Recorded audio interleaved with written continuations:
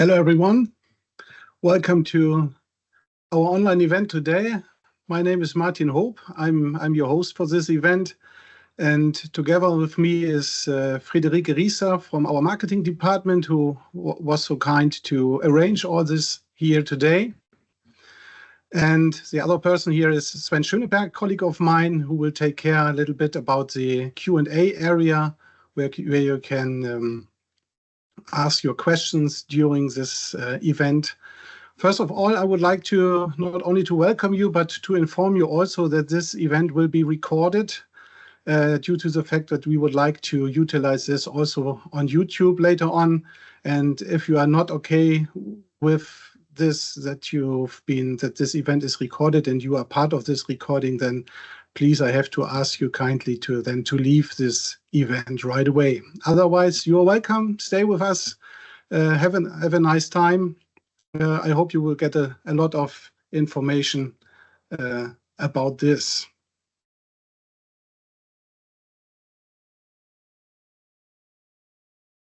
Okay. I hope everyone can see my screen. As I mentioned, we have a Q&A area above, and in some sort of chat it is. Please, if you have any questions, feel free to put it into this Q&A area. Sven will try to answer it right away. But if he's not able to, or something more significant, we will make certain breaks in this event to answer your questions as good as possible. Yeah. Okay, so welcome again.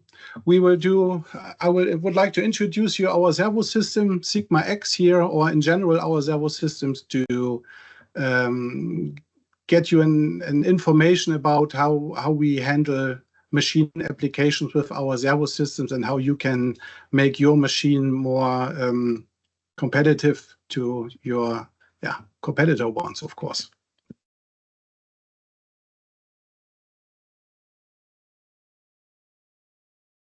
Okay, some information to myself. As I mentioned, my name is Martin Hope. I'm with Yaskawa now for 11 years. Started as a sales guy and application engineer, and now doing business development here in the headquarters for the servo system, for the motion part. I've seen we have a lot of participants here, which are quite a mixture of customers, channel partners, and so on. So I know all your knowledge about our servo system would be most likely totally different from one of each other. I try to get it as smooth as possible. So also for guys who are not familiar with our servo systems yet, the intention here is to give you an impression how we handle this machine applications, what kind of advantages you get when you use Yaskawa servo drives in your machines, and so on. And of course, this 1 hour time window is quite short to handle all possible aspects of this. So please, I want only to get you an impression and to reach out for your interest. If you say, okay, that's very interesting, then please come back, write it in the chat. Please make an appointment with us. We are very happy, and our representatives are very happy to visit you and to show all these things we are talking about today in a little bit more detail. Of course, first of all, I would like to bring up the so-called the Yaskawa approach. So for me, it's very important during a customer appointment that we come on a baseline of understanding of this. So let's start here first of all. So we have in Europe a lot of challenges, and not only in Europe but all over the globe. But here now for Yaskawa Europe, of course, in our area, not only our customers but we as well have to face a lot of challenges. So I would like to point out 2 important ones. So we have a lot of competition, and it gets even more and more competitive. So our customers most likely come up with the information that I need to reduce costs because the Chinese competitor machines are cheaper than mine. That's a sentence I I hear a lot of times, to be honest. And of course, we are growing a shortage of skilled worker due to obsolescence. So it can also be that you have a lot of customer inquiries, but you can't handle them all due to this lack of skilled workers. And here, let's take a look into this a little bit more detail. So, of course, cost reduction is always a great topic which comes up, and you can do it. Yeah, most customers likely want to do it this way, that they said, I want to reduce the costs of the parts I use in my machine. And therefore, they are looking for, I call it cheaper parts with the same functionality, most likely, of course. But to be honest, that's not an approach we would go with you, because we don't see that this is effective on a long-term basis. Because when you have a competitor or a Chinese machine builder or something like this, then he is most likely has the same availability of these cheap parts for himself, and therefore you can outrun this on the long term. Yeah? So our approach would be more likely to not to reduce part costs, but to reduce labor costs and to increase the competitiveness of your machine itself. So bottom line, to looking for better parts for the same price. And when you come to this, I made some sort of checklist, so to say. So depending on what kind of customer you are you an end customer, a machine builder, an OEM customer, a system integrator? Some of these topics here fits to your needs and some not so much, but in general, this is a checklist. You want to reduce possibly space into your machine. So you want smaller parts. You want to reduce commissioning time, and therefore, or by doing so, you reduce also your labor costs. You want to reduce maintenance costs for your machine. You want to keep the downtime for a machine as short as possible. When you are a machine builder, you want to reduce the development time for a new machine. Yeah, you have to be all the time in advance of your competitors, and therefore you have a constant development going on, and this one has to get done into more and more shortage of time. Of course, it's always good to increase the customer satisfaction, and therefore also to increase your competitiveness, increase productivity with your machine, increase profit overall, and increase market share with your application or with your machine. And we provide you with something of this. So let me show you what I mean. We have very small servo motors. We have a highest power density, so power per volumina, so to say. And by doing this, you can reduce the space necessary for your machine. Of course, highest accuracy and highest dynamic is always a point. Yeah? So if you're in the motion business and you don't have highest accuracy and highest dynamics, then you're in the wrong place. So this is a must-have. So highest reliability. Of course, a lot of competitors also, to be honest, all manufacturers are saying, I have a very reliable product and it's very good. It's normal. Yeah. But when it comes to Yaskawa, be aware we have a lot of customers, and if you want to, I can provide you with contact information of customers of mine who are willing to talk to you and tell eye to eye to you that this is really the point. We have very, very small downtime with this machine, with our motors. They are running for years without any trouble, and but it's test us. What shall I say? Test us in this. But by doing this, you reduce maintenance costs. You increase customer satisfaction. When the machine is running and running and running, customers are always happy. We have if you don't have a servo sizing tool by yourself, we provide you with one. free of charge, of course. It's a servo sizing tool where you put in the information of your application, and then we suggest some servo motors you could utilize for your application. But also be aware when you have for example, from gear manufacturers are several tools available. For example, I know from Neugard, even in this gearbox design tool, we are part of their library. So you find our motors also in the libraries of the gearbox manufacturers. But due to this ISO servos, easy sizing tool, you don't have to put in technical data of the motors in it. It's all part of this tool chain. You reduce development time. When you have a servo motor system from Yaskawa, it's very easy to commission. This means, we'll come to this later on, but you reduce significantly commissioning time.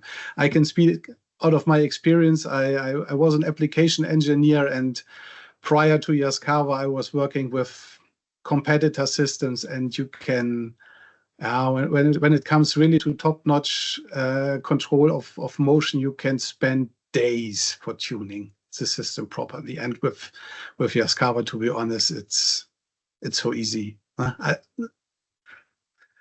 Test us. We are happy to show you. And we have innovative technology, technical features. For example, we call it advanced auto tuning, vibration suppression, error detection.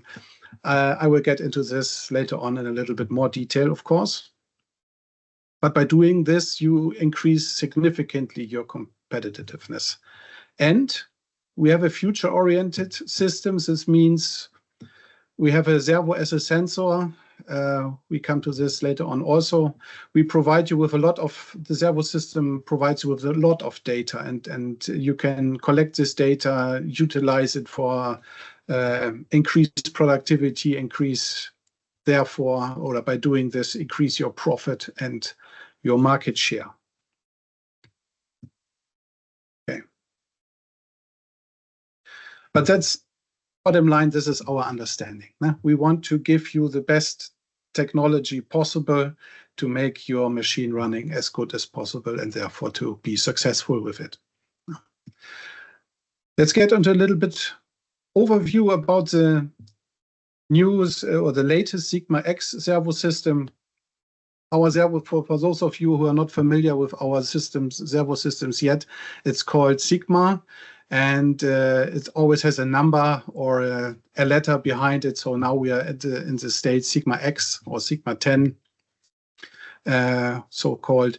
But we have a lot of other systems in parallel still. So Sigma 7, Sigma 5, so the predecessors systems. So, still available, and we are not some sort of manufacturer who said we have a new system and the prior system is obsolete. That's not the case. We are producing each system in parallel for several years to make sure that your transition from one system to another is as smooth as possible.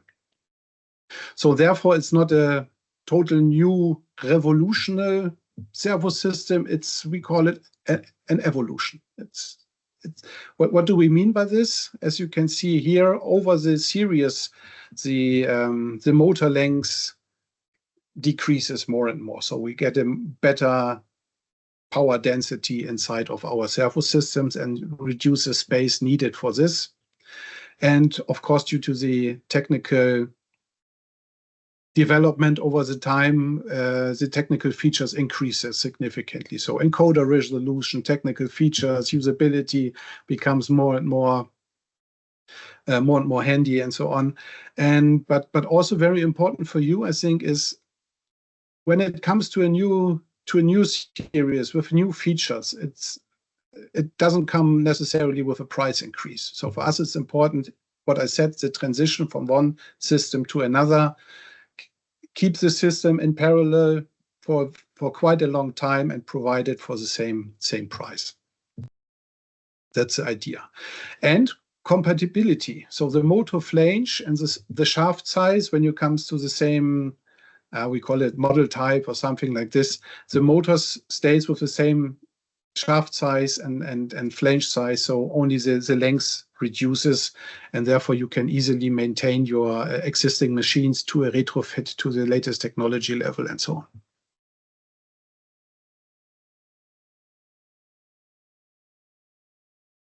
Okay, so one servo pack right now has a very complex firmware, and it supports all three types of servo motors we provide you with. So we provide you with rotary servo motors, with so-called direct drive or torque motors, and several sorts of linear servo motors. All are provided with one servo pack out of the box. So we have a feature called also digital motor nameplate. You connect the motor to the servo pack, and over the encoder, it's a digital communication. The encoder tells the servo pack what sort of motor is attached, which power size, and so on. And all these adjustments inside the servo pack is done totally automatically. Plug it in, full stop, it's done. Servo packs, we have servo packs for single axis, of course, but also some for double axis now, and for triple axis. You can attach so up to 3 motors onto one servo pack. For example, for small gantry application would be quite useful and handy. Interfaces, we have analog voltage and pulse train reference input available. EtherCAT interface is available, and MechatroLink 4 and 3. MechatroLink is our own motion bus. So for the European market, we are going more and more of international but also to EtherCAT as a time-sensitive network. And you can get this with a lot of course, with a lot of further options. One is our so-called fully closed loop option card. So you can attach an option module for a second encoder signal, for example, some sort of glass-covered encoder of your CNC machine or something like this. You can directly put it back into the servo drive, and then the servo drive adjusted according to this second encoder signal. We call it fully closed loop. And of course, we have, if you have a certain special application, or you said, okay, I want to build a gantry, for example, what to expect, or a special application, ask us. We have a lot of special firmware available for our servo packs. One to mention here is the gantry systems. When you have a gantry with an 2x axis, for example, x and x prime, they have to move very absolutely synced. That's normally not a big of a deal, but what if it comes to an alarm and one axis stops and the other one is still in movement? Normally you have to go via your field bus system.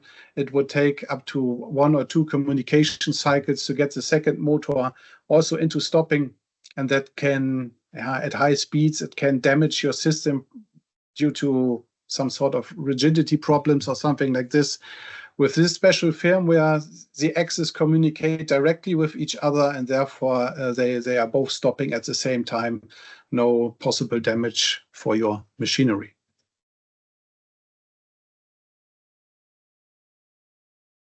As I mentioned before, the size of the servo packs are very, very small. So this is an example for one of our servo packs. We are starting with 50 watts with a flange size of 40 by 40 millimeter.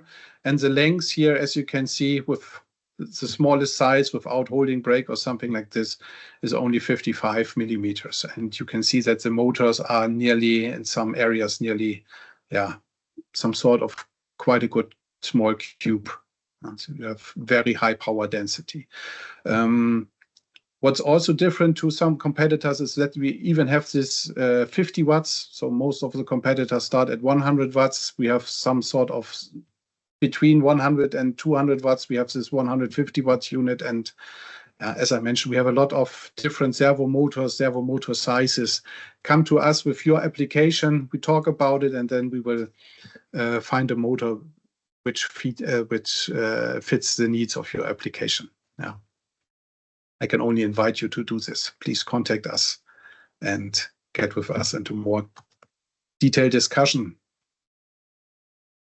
Okay. So now I'm looking to my colleague Sven. Any questions so far which I should be aware of, or no? Everything's good? Everything's good. Okay, then. Good job. No questions.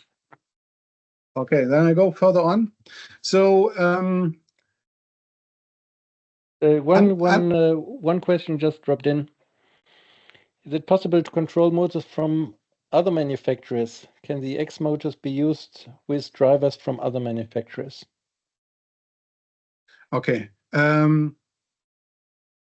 Handling different motors. In general, we could handle motors from other manufacturers, but we don't. We have to generate some sort of specific motor file, which we have to look on what encoder systems the other manufacturer provides. We have to make some sort of information file for the servo pack to put it in. It's possible, but we don't do this very often because the servo system right now we have is very good, adjusted to each other.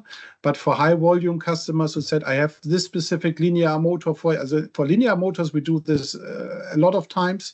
For rotary motors, not so often, because there we have most likely all this stuff necessary. But yes, it's possible. Let's talk about it. If you have this case and you want to utilize your own motor with our servo pack, let's talk about it. No big deal. Contact us. Yeah. Other questions? For the second part of the question, so the other way around, using a Yaskawa motor on a third-party manufacturer's drive would, I guess, not be that easy. No, because we are running a proprietary protocol. Yes. Which is keeps some secrets. So I'm not aware of any case it has been done so far. So I would consider this not possible. So even for the first case, running another third-party motor on a Yaskawa drive would be possible in general, but with a lack of performance. So both the motor encoder protocol, the software running, the control software on the drive running itself is tuned very, very properly, and this ensures the high performance of the system overall. Exactly. Yeah. That's it. We have our encoder protocol is as Sven already said, is a proprietary one. So it's called Yaskawa protocol. It's our own encoder protocol for this. So utilize our motors with our servo packs. No way, but vice versa, yes. But it depends. Also, right, the performance is depending on several things. What kind of encoder resolution the other motor will have. So, for example, with Sigma 10, we are now at 26-bit encoder resolution. So over 65 million encoder impulses per revolution, and when it's and we need this to reach this performance we are talking about now. But again, let's talk about into more detail. If you have such case where it's not possible to switch out the whole system, then we could talk about that. But the normal case is this is a package contains out of the servo pack and the motor, and this works. That's otherwise we are not talking about time reduction or something like this. Okay. Unfortunately, due to the 1 hour time window only, I cannot go into every point in this presentation. So I would skip this reducing the servo sizing tool. I would skip, and reducing machine space we already seen with the motor sizes. I would go to the reducing time for commissioning, because that's spare you a lot of money, hopefully. So as I mentioned before, we have a digital motor template. You attach our motor to our servo pack, and it's they negotiate with each other right away, and comes up with the information what size of motor it is, and adjusts all the parameters inside the servo pack automatically according to this motor. So the motor can be fitted one by one. So, for example, 400 watts motor with 400 watt servo pack, but it can also be only 1/4 motor size, 100 watts servo motor with 400 watt servo pack, but also vice versa. For example, 400 watt servo pack and 1.5 kilowatts servo motor. Doesn't make sense in the first sight, but due to some spare parts configuration, for example, it can make sense when you don't utilize the motor to its limits. Then you can do also this combination without any possible issues. So no alarms or something like this. And when you first start it up, you have to edit maximum 3 parameters to get the system up and running in the first place. So what are these parameters? What I'm talking about? So the servo pack we are talking right now is a 200 volts servo pack, which can be utilized with 3-phase input, 200 volts. But of course, in the European market, it's more common that you have one phase 200 volts or 230 volts, and therefore you have to switch one parameter. That's the first one. When it comes to the 400 volts, of course, there's not this issue with it. And the Sigma 10 system, currently we are releasing this system with 200 volts in the first place, and the 400 volt version of Sigma 10 will come at the end of this year. But of course, we have Sigma 7 with 200 volts and 400 volts available. So also only that you are aware of, there are two different types. And when it comes out of the box, the servo pack wants to see some limit switches. He expects that limit switches are attached to the servo system, and if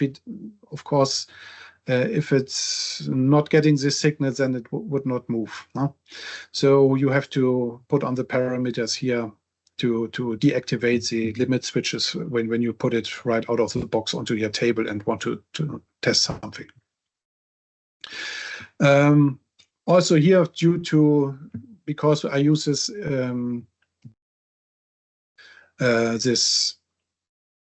presentation also for sales purposes, and sometimes this comes up what to expect about it and how complicated it is. For example, I made some short videos here we can jump into it to see a little bit more details about it. But to be honest, if I would show you all videos, it would also fit not in our time frame we are utilized today here. But for example, here for this digital motor nameplate and these two, we can switch into it. That's not so much. So for me, or for us, for the sales guys, it's very important to show you as a customer how is it working. Not only talk about it, but to give you an impression how to work it. So here we have a demo unit of some sorts with a linear slider. You start the Sigma Win Plus software, which is our parameterizing software for the servo pack. You can connect to the servo pack via several ways. For the easiest one is USB, but of course you can also use Ethernet connection. And then you get information about the servo pack, the servo motor, and all kind of stuff which is attached to this axis. Now there comes a digital nameplate, quite handy. And now, for example, when it comes, you can give this axis a name by yourself. For example, a more speaking name. You have a gantry system, you call this is your x-axis, for example. And then when you connect again, you see for this axis that there is this nameplate. So the digital nameplate means, let me stop here. The digital nameplate means that you see this, the servo pack and the motor are properly identified, and this axis name is something you give as an additional information to you. Yeah. And when you have a machine with 10, 20 axes, whatever, all these axes will be shown into this list, and you can, by the axis name, you can easily identify each system.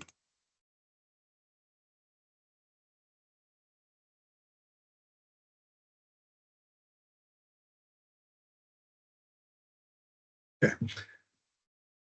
So that's a digital nameplate. So everything is properly recognized and adjusted for. And when it comes to the free parameters here, it's also not much of a deal. You can take also a small look into this.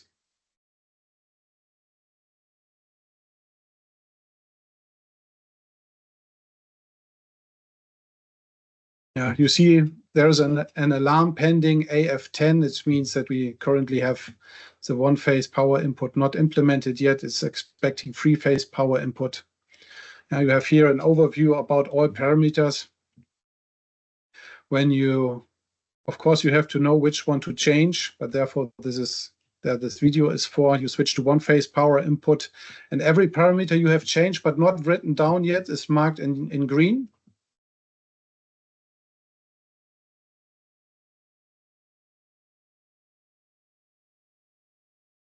You have a lot of parameters, as you can see.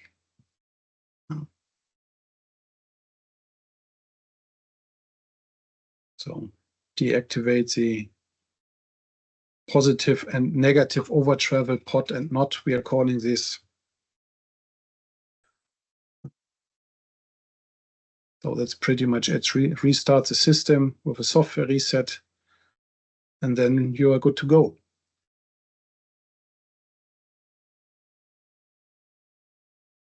And as you can see, this takes less than 2 minutes, and the system is good to go at this point. Yeah. You can go to jog mode, check your axis, if the moving direction is correct, and so on. But you don't have to do any control adjustments of some sort. So for the tuning gains, you don't have to adjust any tuning gains because it comes with a tuningless mode. I will talk to this about in a few minutes. So as you can see, the axis is movement. Of course, I reduce the speed, but it's moving. You can now check it out. Okay.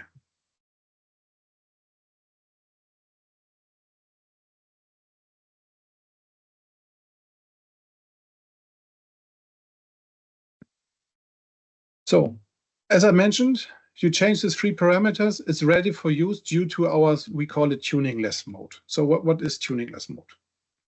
Tuningless mode is activated by default, and the servo pack adjusts automatically and continuously all of these tuning gains. So if you have change in the load, or you don't know exactly what kind of load it is and so on, it works very good out of the box. And for picking and placing application, and also when you have a change in the load, in the inertia, sometimes you are picking a box which weighs, I don't know, 10 kilos, you move it over and empty back. It's no big deal. This function works properly, and you get very good results. To be honest, for pick and place application, I would say out of my experience, 80% of our customers use this and don't do any additional tuning for pick and place applications. Sometimes it's a little bit, you look into the confused faces of the customer because they expect that you have to do some tuning. They ask, and how? And I said, yeah, do you like the movement? And they said, yeah, of course I like it. It's very good, but do I need to tune something? And I said, every time, do you like it this way? You don't do anything more. If you're not happy with this performance, of course, we can make it much better. But as long as you're happy with it, don't change, never touch a running system. And that's the case for pick and place applications. 80% of my customer I provided in the last 10 years, they stayed with tuningless mode. But of course, there are several applications, for example, for CNC applications or very high speed pick and place where it comes down to the latest millisecond achievable for your pick and place application. We have auto tuning. And also in auto tuning, there are checked several more information. For example, it's during the tuning, during the movement, it checks for resonance frequencies in your axis or in your machine, which could come quite noisy at a certain point. These frequencies are detected, and filtered out, full stop. These are suppressed. And we have tuning for different modes available. So you can tune the axis without any PLC attached. So the movement can be done by the servo pack itself. But of course, when you already have attached the PLC controller or the motion controller and you do already the necessary movement pattern on which you have defined, then do this, no big deal. During this movement, you do auto-tune, you start auto-tuning, and then it adjusts the tuning gains in a iterative way to the needs that you defined. And of course, we have different tuning modes. Let me put my laser pointer here, different modes. So we have a so-called standard tuning for smallest deviation error, which is of course necessary for CNC machines, that a circle you are lasering out is a circle really and not an egg. But a different one is for positioning, that you come very good movement to your target position and come to a very good controlling at the end position. And also for positioning to prevent overshoot. It's a very, very nice way to tune a system. I had a customer who wanted to place labels onto card boxes. And of course, when it comes to this movement and you place you don't want any overshoot, because then you push the card box off the conveyor or something like this, or you make you damage the package or something like this. You don't want to do this, and therefore this positioning to prevent overshoot tuning is very, very handy. And also for different mechanism you can choose. Do I have a timing belt mechanism? Do I have a more rigid one with a ball screw or linear motor, or a total rigid for example, rack and pinion of some sorts? That you can decide by yourself.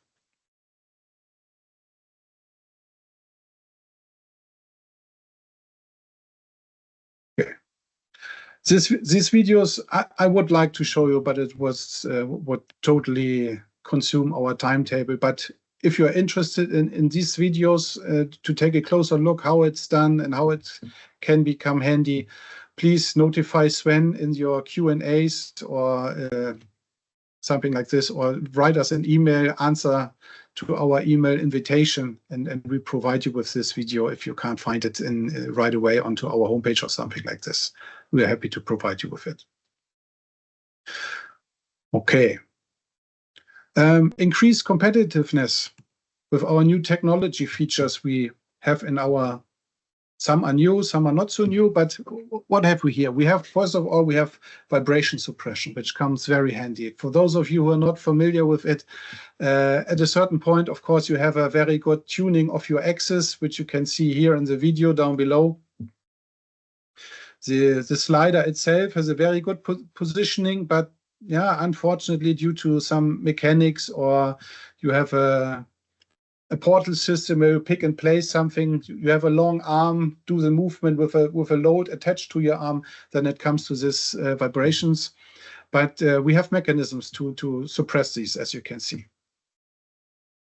So also here, you can make movements faster than before. For example, to come back to this pick and place applications with a gantry mechanism, usually you go down with your long arm. So this one, I would say, if you see my video, grab it, go up, go over, put it down. Why are you doing this? Because you want to prevent this vibration, this swinging for your mechanic. But with this vibration suppression, you don't need necessarily to go over, and you can pick it, drive directly, put it back. That's it. To be honest, this feature with vibration suppression we have had for several generations now, since Sigma 5. But since Sigma 7, we have two frequencies we can suppress at the same time. That is what this example here shows. And vibrations are not necessarily generated by the load itself, but sometimes out of the machine. So machine designer don't like vibrations at all. So what do they usually do against it? You build your machine as rigid as necessary, but of course, if it's very rigid, it costs more money due to the material input you need to do this. But even if you've done it properly, it can happen that you still have vibrations on it, which you were not aware about. And then to redesign the machine, it's expensive. Yeah. And with this feature, you can even react to this unexpected vibrations, I would say, and suppress it. That's the deal. There are a lot of YouTube videos available for this. When you look for at Yaskawa, for example, Yaskawa America, Yaskawa Europe, we have a lot of videos about this vibration suppression and how it works and how it is utilized. And as you can see here also, if you would like to get into a little bit more detail, ask us and we can provide you with this video, or you invite a colleague of mine to your location and we show it on site. Next feature, and this is new with Sigma X or with Sigma 10, we call it error detection. So, how to call it? So, of course, during planning and designing a machine and designing a PLC program for the machine, you spend a lot of effort into to think about what could happen and how to react about it. So the program itself is only 20% of your work, and 80% of your work is what can go wrong and how to react to it. Now that's more likely the case. But of course, you can't react to something you are not aware about. For example, it's quite different. You can put in time effortlessly into this topic. Here with this error detection, we want to provide you with a solution that you can see abnormal machine status without going into much detail by yourself. So what's the case? For example, you have a drill press application. You have a slider with a part coming in, the drill press coming down. And of course, when here you have with your part a misalignment, then you will only see this possibly when the drill press is getting in contact with your parts, going down, get into a torque limit or something like this. But it's possible that you damage your part, and that's not good. This is something you can handle right now. Okay. Our approach is that you analyze the movement of your parts that is feeded into your drill press, for example. So you have a movement pattern at the end, and you want to make sure that this part is not loosened, that it's rigid in the machine, in your mechanism. And you do several traces of it. You trace it with our software. You said, okay, at the end of the movement, that's a critical part, and this I'm looking at, and you do some sort of traces. So what does the position look like? What does the torque look like? And something like this. This is something you can see here. And of course, not every movement is exactly the same. You take several of these traces. Don't take much time. You store it. You take it into this error detection function, and the software then, as you can see, overlays it and calculates a certain pattern. Yeah. We call it calculates a so-called Mahalanobis distance. It's the standard deviations of some sort is mathematically analyzed and provided to the servo pack. And with this information, every movement is compared. Every movement is compared. Every time that this comes in at the end of the movement, for example, it's compared for up to 1,000 data points, and you define a certain threshold. When it comes over this threshold, the deviation between these patterns are too high, then you will get an alarm. It comes very handy for these applications, for example. So the idea was to become aware of unusual operation, to perform preventive maintenance, so that you not necessarily detect it when your drill press is coming down and you have damage to your mechanic, but to detect this error prior to this as soon as possible. That's error detection. And we have something called now load fluctuation compensation control. That's especially when it comes to high-speed pick-and-place applications, when you can imagine your control gains, the system detects and due to auto tuning is for one application. So for example, you have a load onto it, you are moving it, but when you have a pick and place application, one time you have a load and the other time you have no load. And therefore this, in other systems, this control parameters are not fitting for both movements at the same time. So that is something you can see here. For one movement, this trapezoid here is the pattern you would like to achieve. And the other one here is the pattern that is, the black one here is a pattern you achieve with one adjustment, with this adjustment with a load, and the other one is without a load, for example. And as you can see, they are a little bit different. And you can see it in the so-called settling time. When it comes to the end in your positioning window at descent, how long does it take to stay very thorough into this position window? And these times differ from each other. With this load fluctuation control, it's possible to reach the same settling time even with load or without load, doesn't matter. You can get the same results as long as the load is in a certain value of inertial ratio.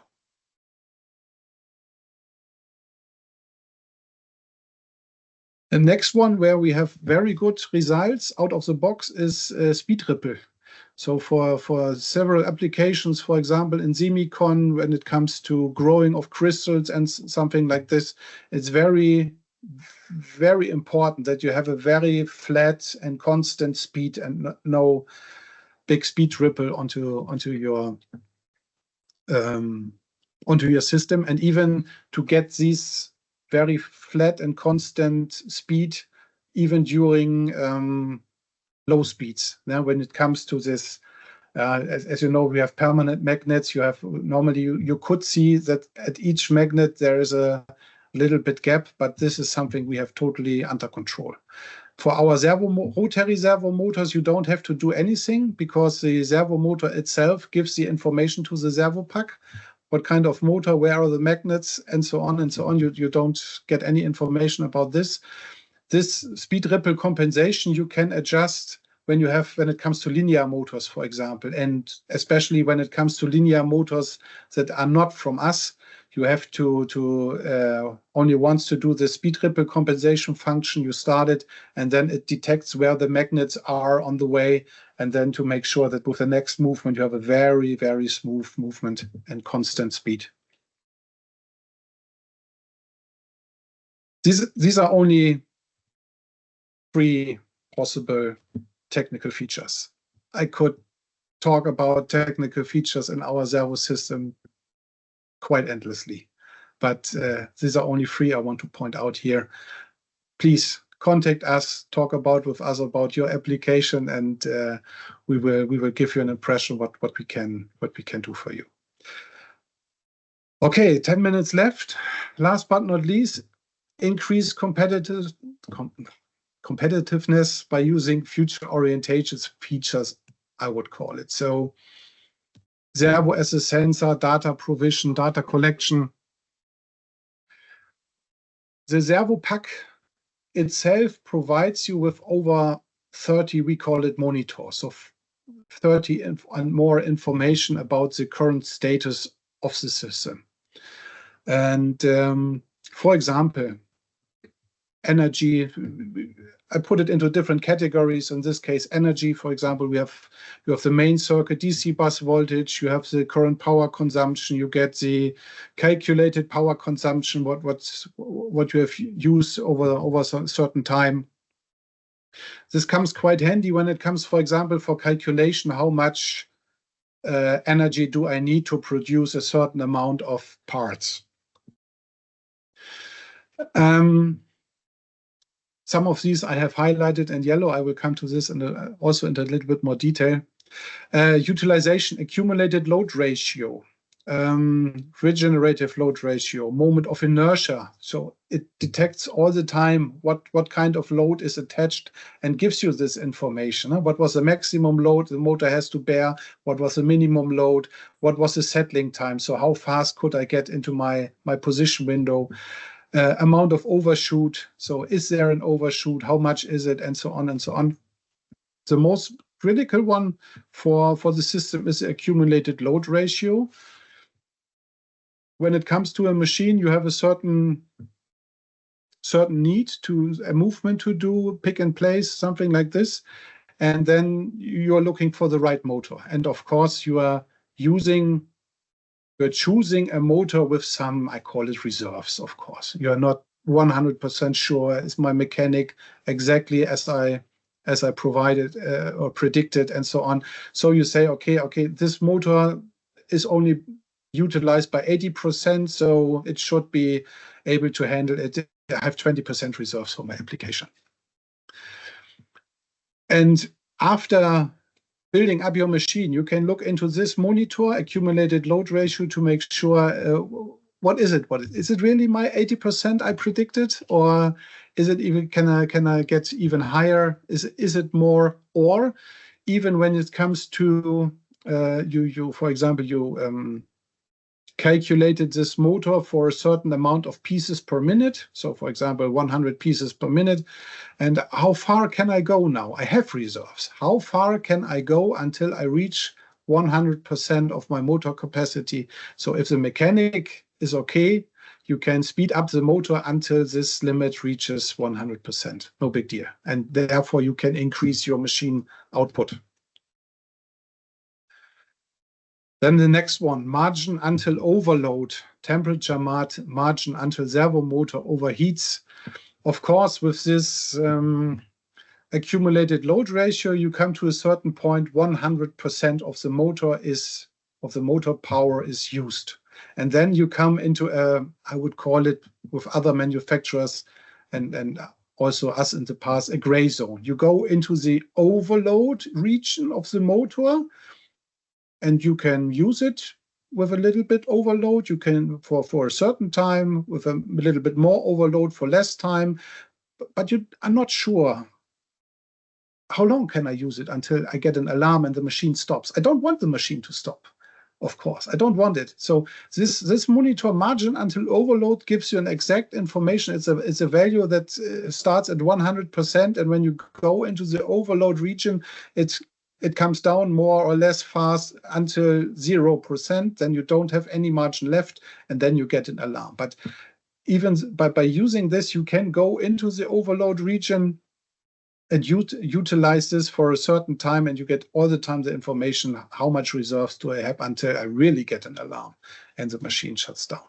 And also temperature margin until servo motor overheats. Of course, the servo motor has uses energy, uses energy. The heat has to be, the motor has to get rid of the heat. He does it by convection, conduction, whatsoever. But when it comes to surrounding temperatures, for example, you start up the machine in the winter or in the spring, then you got a hot summer, the motor can't get rid of this heat. It would cause an alarm. And you said, shit, I don't want this. You can look into this temperature margin value for the motor and then possibly slow down your machine that the motor can get rid of the heat he produces. Maintenance prediction monitors. That's prediction monitors for bearings, oil seal, cooling fans, capacitor. It's a value that comes down with the operation time. But for the end customer, it comes quite handy. Normally, when you have a manual, of course, you can look into it. What is the time between the maintenance intervals for the motor parts? But you have to look up into a manual of a machine, and that takes time. It's unhandy. It's not state of the art anymore. It's much better when you go to the machine HMI, for example, and look up these monitors, and it says I have 6,000 hours left, or I'm at 50% state, and then you said, okay, no big deal, not this time, but next time I will do it. So the information for the machine operator, you can give him directly in which state due to maintenance prediction monitors are you with this machine. Vibration also, the Sigma X motors right now have have acceleration sensor built in, so you get a motor vibration value for in x-axis, y, and z. So you can also, by utilizing this, you can get information about the condition of your machine. Yeah? So all this yellow marked monitors, I want you to think about to utilize this to adjust your machine cycles to an optimum. Yeah, you can really put your machine to the maximum output possible without getting an alarm and without getting downtime onto their machine caused by an alarm. Yeah, that is something you don't want. And you can planning your maintenance, your to make sure the machine has its highest availability possible. That is something we want to provide you with all this information. Of course, you have to utilize it, but they are there. Feel free to utilize it, and then you can make a very good impression and increase the output, get more profit, whatsoever. And of course, all this data you can utilize for further purposes. You can store it for quality reasons, etc., etc. We provide you with the data. You can do anything more you see fit with it. So, 4 minutes left. So now I'm coming to the end, and then we can talk about some questions if they popped up. So we provide you with top-notch technology, and I want that you get possibly the impression that it's easy to use. And if you not get the impression that it's easy to use, try us. Give us a call. We are happy to come to your place to show you the servo motors on site or in a Teams meeting, or of course in your machine, how it can perform. It's really easy. It's really easy, and you can spare a lot of time. Yeah.